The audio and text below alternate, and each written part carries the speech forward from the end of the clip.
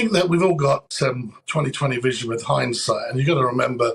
And I'm sure, Norman was an MP, and a lot of these things could have been raised in Parliament underprivileged. I know as a journalist, during the height of Jimmy Savile's appalling behaviour, newspapers were being sued left, right, and centre, and judges were awarding thousands of pounds to Jimmy Savile for the mistreatment of his character. Look, it's a misjudgment by the Prince of Wales. Clearly, it is.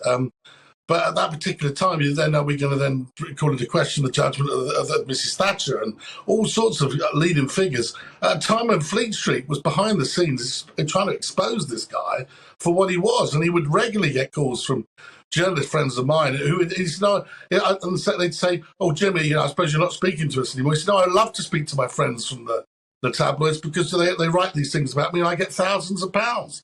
So I think it's easy in hindsight to criticise the Prince of Wales. I'm sure he's cringing at everything that's been written and shown about him in this documentary. A lot of it actually came out about 10 years ago. So I think it's just the fact that it's new to a new generation. But a lot was written 10 years ago about his behaviour. There was talk that he was quite an advisor in terms of, can you believe it now, marriage guidance in terms of Charles and Diana, which was something else that he was supposed to have done.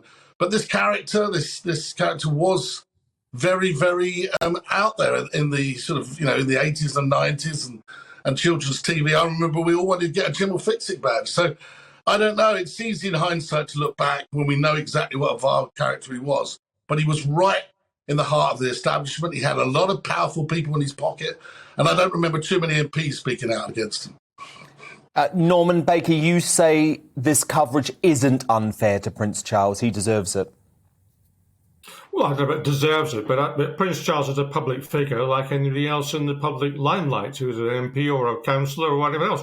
And I think it's legitimate for the public to know about the actions that the heir to the throne has taken. He'll be king before very long, I imagine.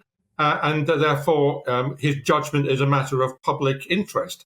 Obviously, Prince Charles didn't know what Jimmy Savile was up to. No one's suggesting that in the least. But the fact is, he did make a serious misjudgment in becoming friends with this man. He became very close friends.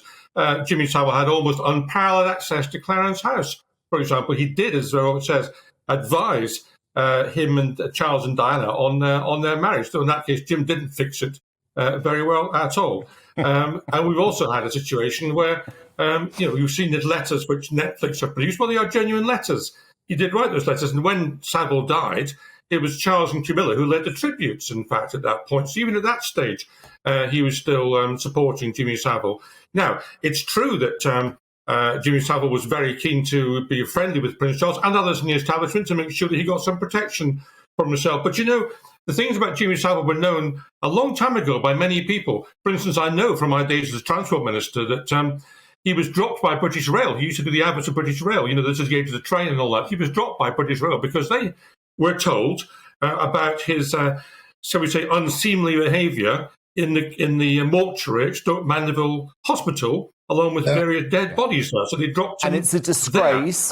It's a disgrace that he got through his life with this conspiracy of silence through so many in authority. I agree with that.